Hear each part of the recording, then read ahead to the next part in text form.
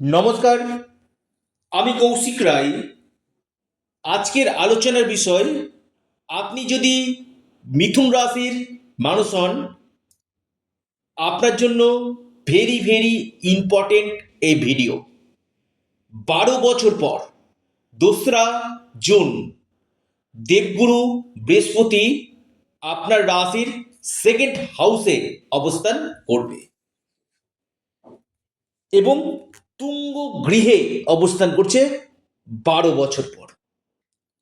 মিথুন রাশির আপনি যদি জাতক হন, আপনার জন্য বেশ কিছু চেঞ্জ আগামী দিনে আসতে চলেছে। আজকের এই ভিডিওতে বিস্তারিত আলোচনা থাকবে। আপনারা ভিডিওটি মোটেও স্কিপ করে দেখবেন না, আলোচনাটি প্রথম থেকে শেষ পর্যন্ত অবশ্যই শুনবেন। খুব গুরুত্বপূর্ণ। দেবগুরু বৃহস্পতির রাশি পরিবর্তন মিথুন রাশি থেকে, অর্থাৎ আপনার রাশি থেকে আপনার সেকেন্ড হাউসে কর্কট রাশিতে তুঙ্গ গৃহে অবস্থান করে কি ফল দিতে চলেছে মিথুন রাশিকে। দেখুন, সেকেন্ড হাউস অর্থাৎ সেকেন্ড হাউস হচ্ছে আমাদের অর্থের জায়গা, ব্যাংক ব্যালেন্সের জায়গা। সেকেন্ড হাউস পরিবারের জায়গা। সেকেন্ড হাউস আমাদের কথা বলার জায়গা, অর্থাৎ আপনি কেমন কথা বলবেন সেটা কিন্তু সেকেন্ড হাউস কিন্তু নির্দেশ করে। আর এই বৃহস্পতি কোথাকার মালিক? আপনার দশম গৃহ এবং সপ্তম ভাবের মালিক সেকেন্ড হাউসে অবস্থান করছে। কি ফল দিবে?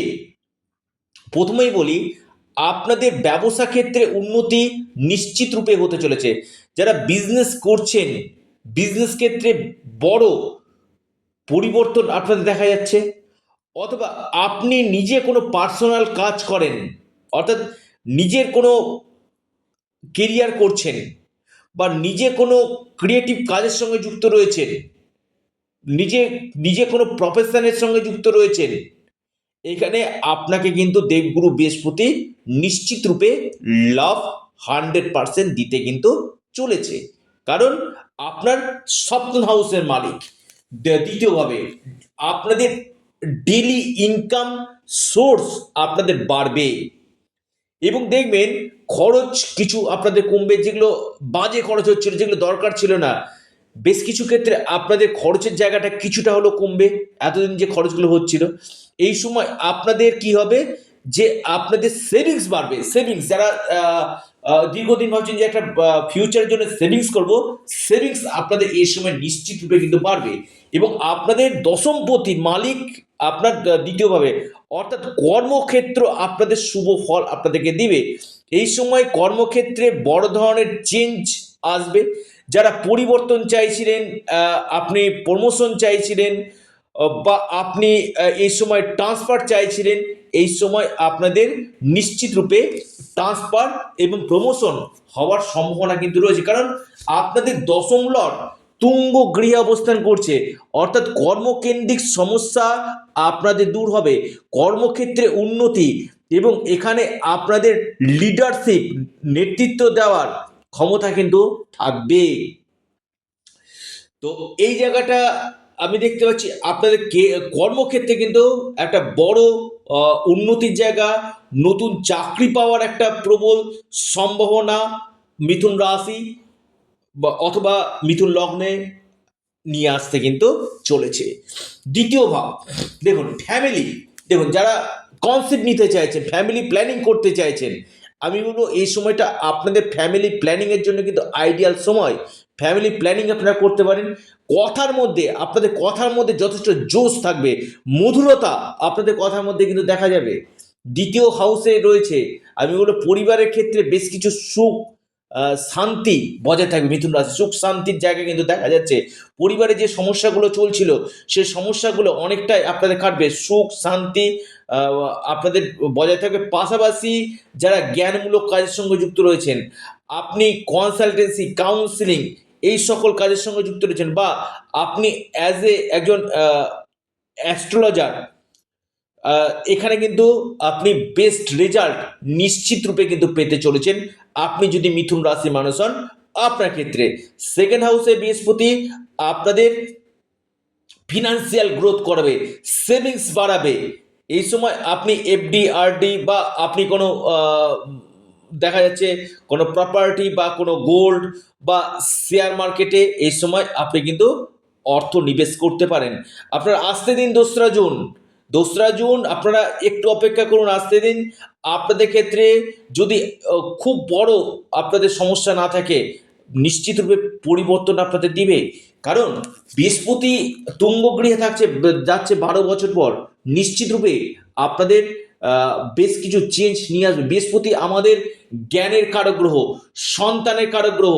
যারা মেয়েরা রয়েছেন তাদের হাজবেন্ড কেমন হবে তার কারক গ্রহ, অর্থের কারক গ্রহ। এবং দ্বিতীয়ভাবে এসে তুঙ্গ গৃহে এসে সেই জায়গাটা কিন্তু বিশেষভাবে শুভ ফল আপনাকে কিন্তু দিবে।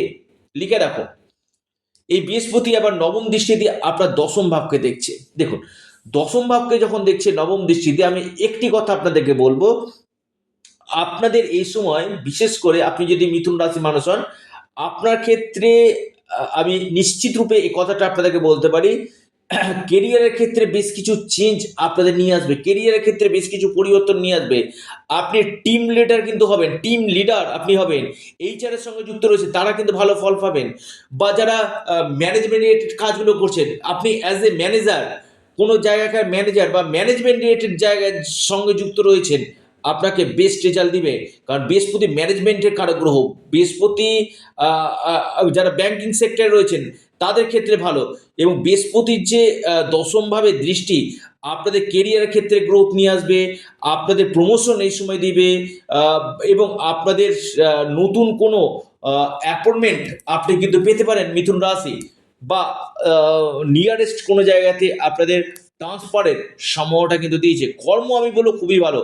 বৃহস্পতির দৃষ্টি, আমি আবারও বলছি, বৃহস্পতির দৃষ্টি অমৃতর মতন হয়, গঙ্গা জলের মতন হয়।